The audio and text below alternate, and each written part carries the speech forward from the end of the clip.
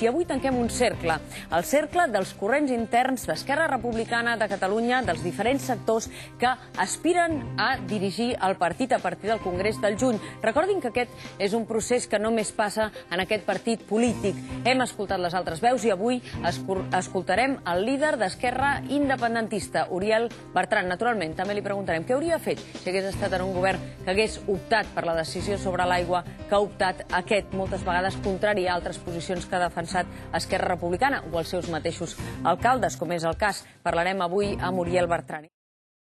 Les 4 candidatures en la pugna per dirigir Esquerra Republicana de Catalunya estan en un procés que acabarà el 7 de juny i després el 14 de juny amb el Congrés, quan ja s'hagi triat president i secretari general. Aquest procés l'anem seguint perquè, com vostès saben, doncs en un moment donat Joan Puigcercós va decidir deixar el govern i a partir d'aquí hem anat coneixent les diferents opcions. Per aconseguir el suport, com a mínim del 5% dels militants necessaris, els candidats recorren al territori i confien en les webs i els vídeos promocionals per difondre'ls a través de la xarxa. Aquestes imatges que estem veient són d'Esquerra Independentista, liderada per Uriel Bertran, que avui presentava tot el seguit de la publicitat que en faran. Són vídeos, diu ell, conceptuals per difondre idees força. Volem una campanya moderna, amb menys retòrica, basada en noves tecnologies. Candidat a secretari general, juntament fa tàndem, com saben, amb Jaume Reñé, que seria el presidenciable pel partit. En aquest primer vídeo, conceptes antics com el catalanisme de peix al cova són rentats amb el detergent d'Esquerra Independentista i en surten noves idees de l'independentisme. I Uriel Bertran es compara amb Barack Obama. Bona nit. Bona nit. Bona nit. Dèiem que estem seguint aquest procés perquè és bastant excepcional el que està passant, a més amb 4 candidatures, vull dir que hi haurà forta disposició de diferents sectors d'Esquerra per aflorar i nosaltres ens ha semblat que era de justícia que tots 4 haguessin estat aquí i, per tant, vostè aquí. Però ens ha sorprès que es compari amb Barack Obama. Ens pot aclarir? Jo no m'he comparat amb Barack Obama. Ha dit que representa el canvi generacional? Sí, llavors algun periodista va dir, com el senyor Barack Obama. Dic, home, això és molt pretensiós. Nosaltres el que... Bueno, bàsicament és que li falten uns quants milions de dòlars, no? A més, el senyor Barack Obama es presenta per la presidència dels Estats Units. Nosaltres ens presentem per dirigir un partit polític i després aquest partit haurà d'escollir el candidat a la presidència, però no és el que en aquests moments s'està debatent a dins d'Esquerra. A veure, digui'm una cosa, senyor Bertran, perquè com que ja fa temps que Esquerra Independentista ha sorgit, per tant ja té un cert recorregut crític, això ha tingut efectes sobre el seu paper dins del partit, etc., que ja tothom coneix, encara el rum-rum de que vostè és una operació, diguem, fosca del sector Puigcercós per callar i disminuir la pressió Carretero és un rum-rum potent encara. Vostè no s'ha aconseguit, diguem, independitzar? És un rum-rum que nosaltres sempre hem dit que el que importen són els fets polítics. Hi ha molts interessos en tot aquest procés congressual. Nosaltres el que apel·lem és la nostra trajectòria. Jo vaig estar 6 anys sent el secretari general de les Joventuts d'Esquerra. Allà és on em vaig formar políticament. Després vaig estar col·laborant durant un temps amb companys, entre els quals el senyor Puigcercós, fins que va arribar un moment en què, arran dels resultats de les eleccions municipals, on Esquerra va perdre 80.000 vots, va haver una discrepància quant a l'anàlisi polític. A partir d'aquí nosaltres vam organitzar un moviment per rellançar el partit. El que passa que, bé, nosaltres no negarem que hem estat col·laborant, però és curiós perquè el senyor Carretero, per exemple, el va proposar el senyor Puigcercós per ser conseller i en canvi en aquesta situació doncs no hi ha hagut aquest plantejament. El que passa que nosaltres sempre ho hem dit, hem fet un procés de maduració política, potser pel fet de ser més joves, tothom té tendència a pensar que sempre has de tenir pare, és un país mediterrani, on la família i en certa manera el patriarcat encara està molt en boga, però jo, altres companys, el Héctor López Bofill, l'Elisenda Pelusier, tots els que hem anat conformant Esquerra Independentista, durant aquests mesos hem fet aquest procés de maduració política i de fer uns plantejaments polítics propis. Un altre rum-rum que s'arrossega és, al final del camí, quan ens acostem al Congrés, el tàndem Benach-Niubó i el tàndem Puigcercós-Ridao acabaran pactant. I els dos corrents crítics, tant el seu, Esquerra Independentista, liderat per vostè i per Jaume Reñé, i el corrent de Joan Carretero, juntament amb Ruth Carandell, el que és reagrupament.cat, quedaran fora de joc.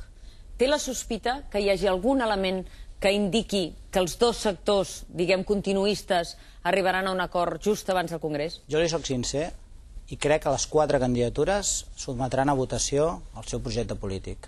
En aquests moments Esquerra Republicana està debatent sobre coses importants, està debatent sobre quina ha de ser la relació amb el PSC, sobre en quines condicions hem d'estar al govern de la Generalitat, sobre què fer de cara al futur, i en aquests moments hi ha uns projectes que s'han posat sobre la taula. Nosaltres apel·lem a la responsabilitat de tothom que ha presentat aquests projectes polítics perquè se sotmetin a votació, perquè la militància té el dret de decidir. Allò que diem per Catalunya, Catalunya té el dret de decidir, la militància d'Esquerra també té el dret de decidir. El que és evident és que en aquest procés hi ha dues candidatures continuistes, dues candidatures que plantegen continuar fent el que fins ara hem fet, i hi ha dues candidatures que plantegen un canvi en les relacions amb el PSC, un canvi en l'ambició política, un canvi a l'hora d'estructurar un full de ruta clar cap a la independència. Nosaltres estem dins d'aquest canvi, i dins del canvi hi ha dos estils. El del senyor Carretero ha vingut en aquest programa i la gent ha pogut prendre una consideració, al qual nosaltres respectem i valorem, però nosaltres volem un estil de relleu generacional, un estil de relleu de conceptes, un estil més dinàmic, un estil que pensem que s'adiu molt més amb el que ha de ser la política catalana al segle XXI. Una cosa que els apropa al corrent d'Esquerra Independentista i al reagrupament de Joan Carretero és precisament que són molt crítics amb com s'ha desenvolupat Esquerra en el tripartit, en relació amb el PSC. Això els uneix, però en canvi no és suficient com perquè vostès s'avinguin a una estratègia comuna, no? Això és el que li dic. Aquí hi ha unes posicions polítiques que es poden compartir. Després hi ha alguns elements que ens han diferenciat. Per exemple, li deia, la qüestió generacional, la qüestió d'unes formes determinades més dinàmiques. Per tant, una cosa més de pells i de persona. També, per exemple, cap on ha d'anar el partit des del punt de vista ideològic. El senyor Carretero ha plantejat un gir cap al centre, ideològic. Nosaltres ens volem mantenir del centre-esquerra cap a l'esquerra.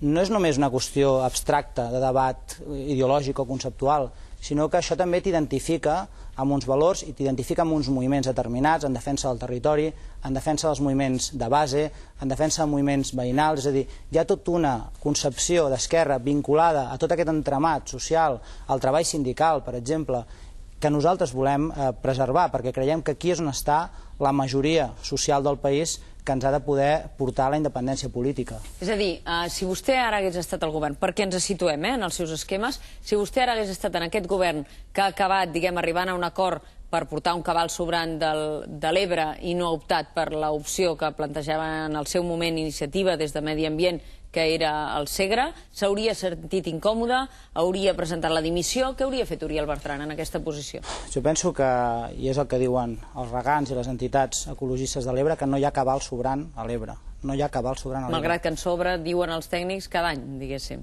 Aquest cabal sobrant del concedit, no? Bé, però és que hi ha un cabal mar.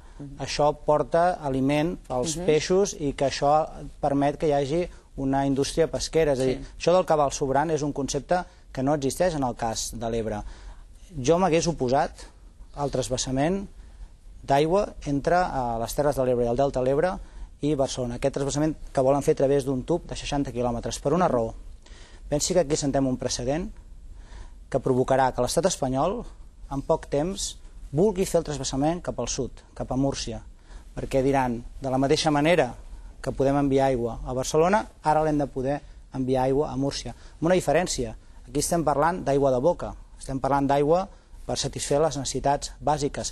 En allà hi ha interessos urbanístics, hi ha interessos vinculats a camps de golf i per tant és un ús especulatiu de l'aigua. Per tant em sembla que en aquests moments les Terres de l'Ebre les deixem orfes, les deixem sense un discurs que han anat articulant en defensa del territori i crec que hi ha altres solucions perquè puguem solventar la previsible sequera, perquè ara mateix escoltava que els pantans han incrementat el nivell fins al 50% arran de les últimes aquestes setmanes. Alguns i alguns no. Després ho repassarem amb Toni Nadal. Si veu la part final veurà que els repassarem un a un, perquè això és molt important. Però escolti, per tant, vostè ara està marcant una posició clarament diferenciada del que ha dit avui Marina Llançana com a portaveu d'Esquerra Republicana, que li ha semblat que aquesta solució era comprensible, etc. No? Per tant... Els alcaldes d'Esquerra a les Terres de l'Ebre estan amb la posició que nosaltres estem plantejant.